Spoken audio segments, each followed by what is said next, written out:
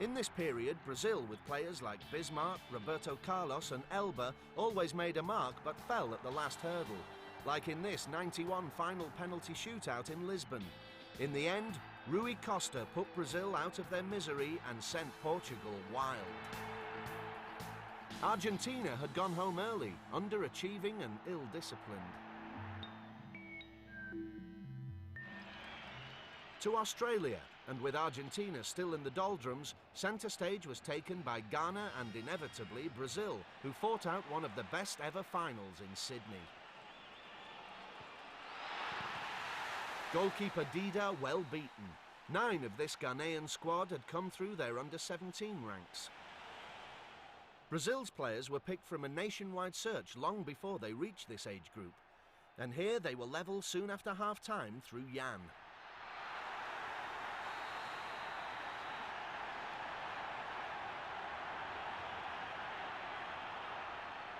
The 89th minute, Brazil regained possession. A through ball from Marcelinho to Jan.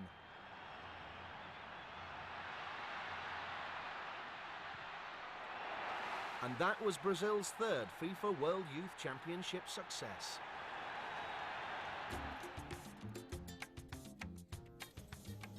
By 1995 in Qatar, Argentina had changed significantly under the leadership of Jose Peckerman, who'd taken over as the head of national youth development.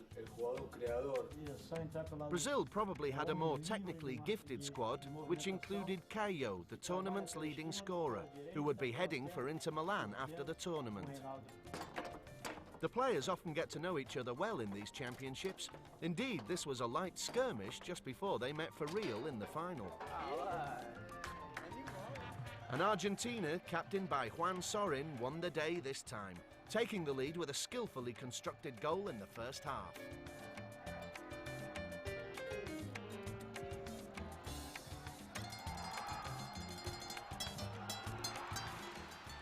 Leonardo Biagini, the scorer. And an 83rd minute second goal, made and scored by the coach's 2 late substitutes, sealed it for Argentina. This was the start of the Peckerman era. Runners-up only for Zé Elias and his team. For Argentina, this was the first of 3 trophies in 4 years.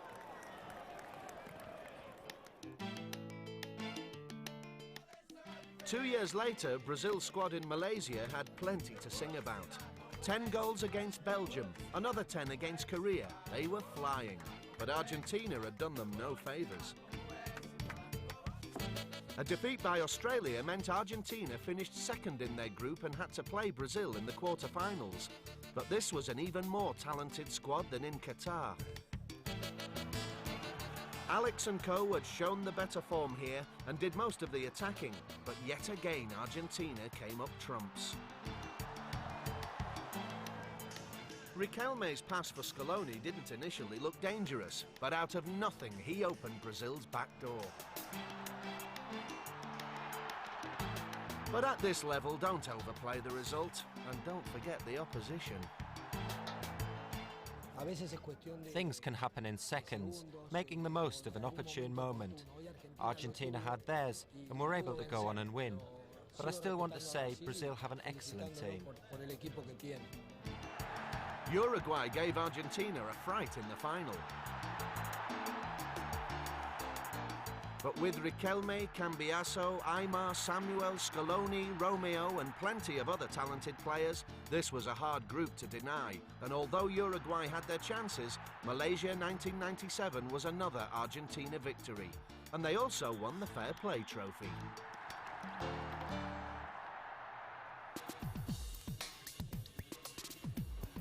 Sometimes, though, things go wrong. And that's what happened to Argentina in Nigeria. Defeat by Ghana in the group stages, although they did scrape through to the 2nd round. But defeat by Mexico followed, and the team, captained by Esteban Cambiaso, officially finished 16th. Brazil did only a bit better, knocked out in the quarter-finals by Uruguay through a disputed penalty. For this was a tournament dominated by Spain, who were proving that it's not only the South Americans who can produce talented, expressive young internationals.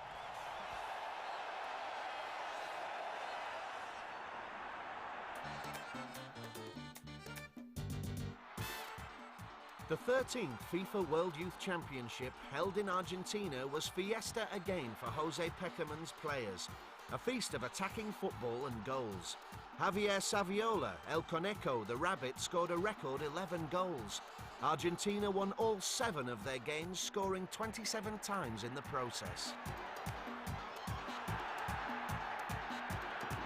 In the final, Argentina faced Ghana, who'd eliminated Brazil in the quarter-finals. But once again, it was Argentina who were thoroughly at home.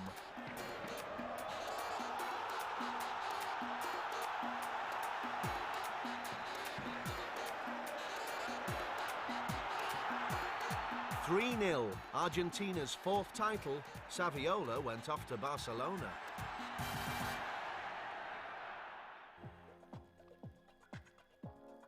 The United Arab Emirates, and you can't keep Brazil down for long, but they'd battled hard to reach the semi-final, where Argentina were waiting. 1 goal was enough to decide it this time.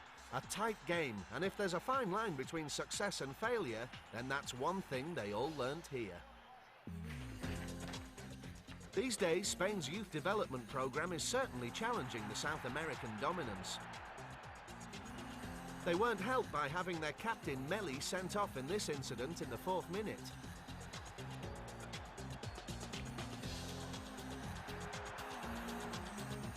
As players mature earlier, the pace and skill in these tournaments has developed, and so has the pressure. It's a marvellous proving ground.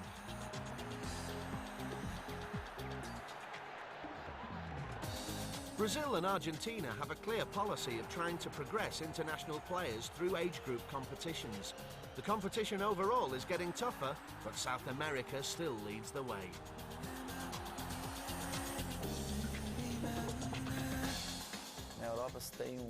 I think that in Europe, they tend to look more longer term. Their emphasis is on the senior national team, and they tend not to worry too much about the other age groups, especially the younger ones. Whereas in South America, there's a far greater pressure to get results at all levels. Brazil's 4th world title at this level, the same number as Argentina. They are in a class of their own.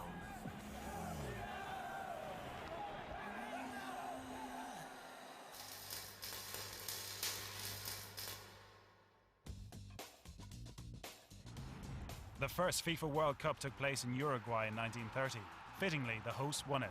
13 teams participated, 4 of whom had made the journey from Europe: France, Romania, Yugoslavia and Belgium.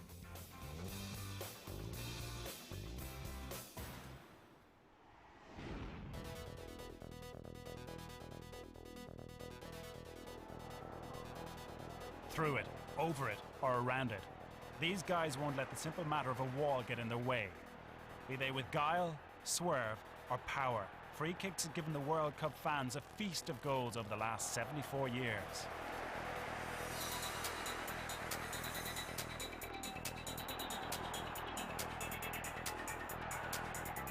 Some could be flukes. Others just look that way.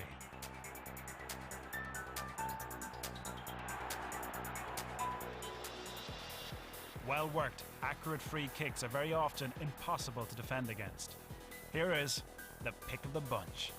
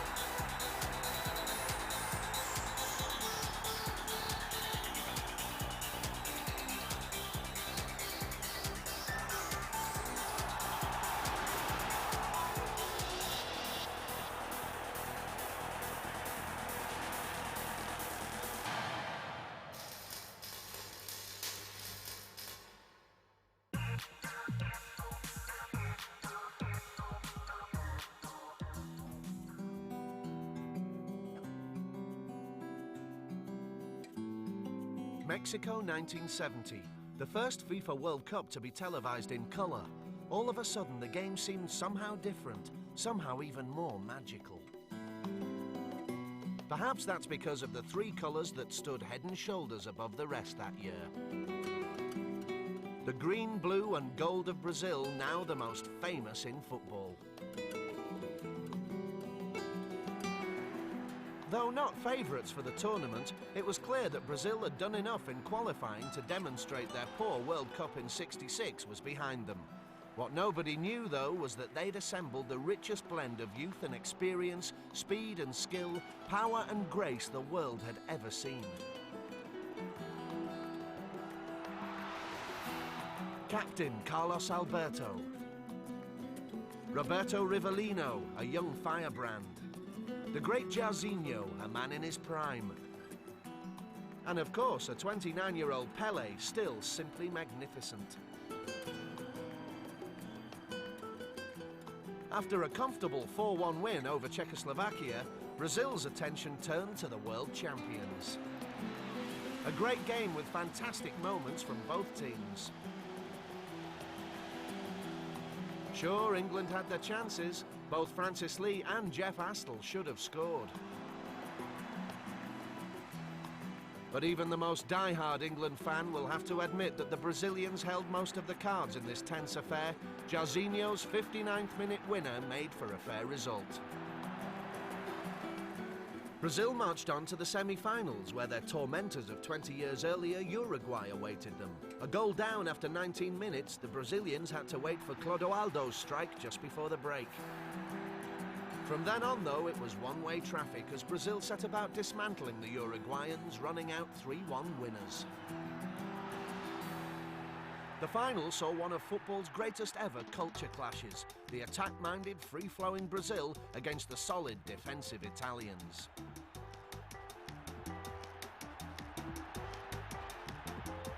As if playing to a script, Italy sat back while Brazil attacked, their enterprise rewarded when Pelé got his country's 100th goal in the finals. The Italians equalised, then in the second half, Brazil turned the screw. Chain-smoking midfielder Gerson unleashed a magnificent strike to make it 2-1. Then on 71 minutes, Jairzinho's effort made him the first man since Guigier in 1950 to score in every match.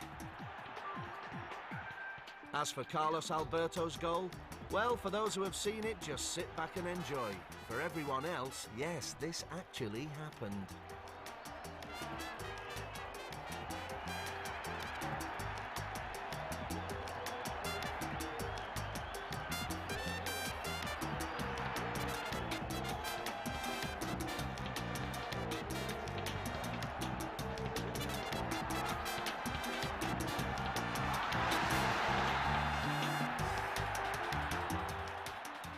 The emphatic 4-1 victory against one of the planet's meanest defences in a FIFA World Cup final still ranks as one of the greatest performances ever.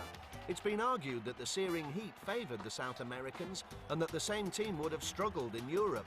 Who knows? And frankly, who cares? Brazilian football now belongs to the world.